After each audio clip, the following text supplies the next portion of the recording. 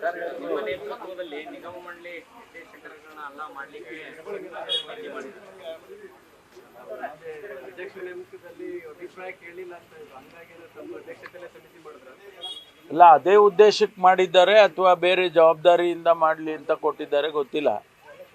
ಕೊಟ್ಟಿದ್ದಾರೆ ಮಾನ್ಯ ಮುಖ್ಯಮಂತ್ರಿಗಳು, ಆ ಕೆಲಸ ಮಾಡ್ತೇನೆ. ಆಯ್ಕೆ ಮಾಡೋದು ಎಷ್ಟು ಕಷ್ಟ ಅಂತ ಗೊತ್ತಾಗಿತ್ತು. ನನಗೆ ಗೊತ್ತಿದೆ ಅಲ್ಲ, 8.5 ವರ್ಷ ಅಧ್ಯಕ್ಷ ಸ್ಥಾನ ಮಾಡುವಾಗ ಅಭ್ಯರ್ಥಿಗಳನ್ನು ಆಯ್ಕೆ ಮಾಡಿ ಮತ್ತು ಬೋರ್ಡ್ ಕಾರ್ಪೊರೇಷನ್ ಮಾಡುವಾಗ ಆಯ್ಕೆ ಮಾಡಿ ಅದೆಲ್ಲ ಅಭ್ಯಾಸ ಇದೆ, ನನಗೆ ಅನುಭವ ಇದೆ.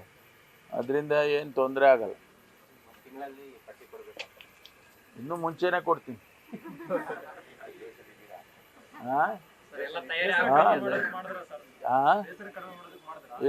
ಅದು ನೀವು ಅವ್ರಿಗೆ ಕೇಳಬೇಕು.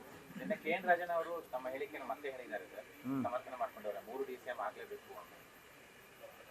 ಕ್ಯಾಬಿನೆಟ್ ಸಚಿವರನ್ನೇ DCM ಹುದ್ದೆ ಕೊಟ್ಬಿಡ್ಲಿ, ಎಲ್ಲಾ ಸಚಿವರಿಗೂ ಕೊಟ್ಬಿಡ್ಲಿ ಅಂತಂದೇಳಿ ಪ್ರಿಯಾಂಕ್ ಖರ್ಗೆ ಹೇಳಿದ್ದಾರೆ. ಪರ ವಿರೋಧ ಚರ್ಚೆ ಆಗ್ತದೆ. ಕೆಲವು ಸಚಿವರು ಬೇಕು ಅಂತಾರೆ, ಕೆಲವರು ಏನಕ್ಕೆ ಅವಶ್ಯಕತೆ ಇಲ್ಲ ಅಂತಾರೆ. ಏನ್ ಹೇಳ್ತೀರಿ ಸರ್ ನೀವು? ಅದಕ್ಕೆ ನಾನೇನ್ ಮಾಡ್ಬೇಕು?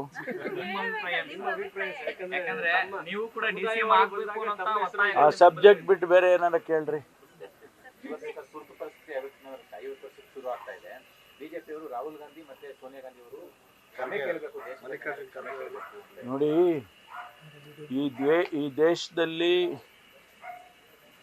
ಜ್ವಲಂತ ಸಮಸ್ಯೆಗಳು ಇದ್ದಾವೆ. ಜನರಿಗೆ ಪರಿಹಾರ ಸಿಗಬೇಕು ಆ ಸಮಸ್ಯೆಗಳಿಗೆ. ಬಡತನ ಇನ್ನೂ ಕೂಡ ಹೆಚ್ಚು ಸಂಖ್ಯೆಯಲ್ಲಿ ಭಾರತದಲ್ಲಿದೆ.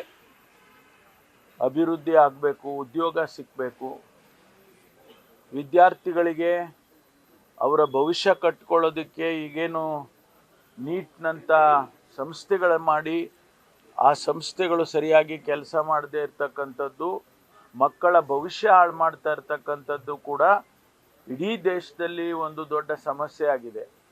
ಇವುಗಳನ್ನೆಲ್ಲ ಬಿಟ್ಟು 49 ವರ್ಷದ ಹಿಂದೆ ತುರ್ತು ಪರಿಸ್ಥಿತಿಯನ್ನು ಮಾಡಿದ್ರು ಅಂತ ಹೇಳಿ ಇವತ್ತು ಅವರು ಮಾತನಾಡೋದಕ್ಕೆ ಹೊರಟಿದ್ದಾರೆ ಅಂದರೆ, ಇವರಿಗೆ ಈ ದೇಶದ ಭವಿಷ್ಯದ ಬಗ್ಗೆ ಆಗಲಿ, ಅಭಿವೃದ್ಧಿ ಬಗ್ಗೆ ಆಗಲಿ, ಅಥವಾ ಜನರ ಬಗ್ಗೆ ಆಗಲಿ ಯಾವುದೇ ಕಾಳಜಿ ಇಲ್ಲ ಅನ್ನೋದನ್ನು ತೋರಿಸುತ್ತೆ.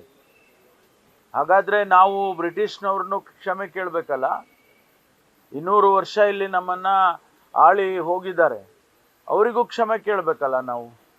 ನೀವಿಲ್ಲಿ ಬಂದು ಇಲ್ಲಿ ಆಡಳಿತ ಮಾಡಿದ್ರಿ, ಅದಕ್ಕಾಗಿ ನೀವು ಕ್ಷಮೆ ಎಲ್ಲ ನಮ್ಮ ಸಂಪತ್ತನ್ನೆಲ್ಲ ತೊಗೊಂಡೋಗ್ಬಿಟ್ಟಿದ್ದೀರಿ, ಅದಕ್ಕಾಗಿ ನೀವು ಕ್ಷಮೆ ಕೇಳಿ ಅಂತೇಳಿ ಹಿಂದೆ ಎಲ್ಲೋ ಒಂದು ಕಡೆ ಆರ್ಟಿಕಲ್ ನೋಡಿದೆ ನಾನು.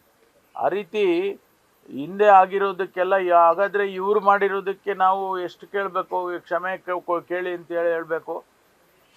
ಗೋಧ್ರಾದಲ್ಲಿ 3,000 ಜನರ ಹತ್ಯೆ ಆಯಿತು, ಯಾರಾದರೂ ಕ್ಷಮೆ ಕೇಳಿದಾರಾ? ಸುಮ್ಮನೆ ಇದೆಲ್ಲ ಮಾತಾಡೋದು ಸರಿ ಕಾಣಿಸೋದಿಲ್ಲ. ಅಭಿವೃದ್ಧಿ ದೃಷ್ಟಿಯಿಂದ